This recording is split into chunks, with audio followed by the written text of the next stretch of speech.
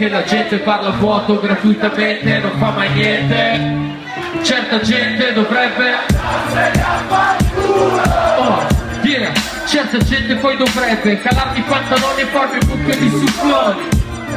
Certa gente impertinente fanno i duri, ma dentro c'ha la scorza del perdente. Sono mezze tacche, colpiscono alla schiena, domani ti cineranno pacche, mi fate pena. Le vostre vacche più basse di 20 anni mi guardano tra le gambe e mi darebbero la schiena. Ah, che scena triste, la gente fallista e non capisce, sarà che grema, sarà che scema. È un tot di gente, il cervello da grande fratello, ascolti pop col pisello e dopo neanche quello.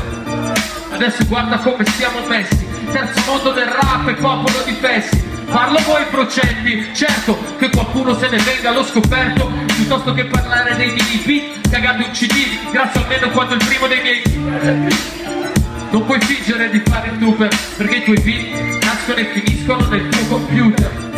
E non parlatemi di dissing, voi che vi insultate siete molto più tristi.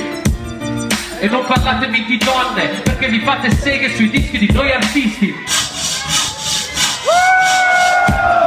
E non parlatemi di scratch, perché il vostro DJ ascolta solo il Limp Bizkit e si sente da sti cazzo di demo che dell'uso mi succo come uno scemo. Aiutatemi, se ascolti questo pezzo con il tuo ragazzo, succhiateci ancora il cazzo. Se quando fai le rime copi il nostro andazzo, come? Succhiateci ancora il cazzo. Se la musica italiana mette in imbarazzo tutti, succhiateci ancora il cazzo. Ma cosa cazzo ascoltano nel tuo palazzo? Più forte Milano! Succhiateci ancora il cazzo. C'è bisogno di più amore per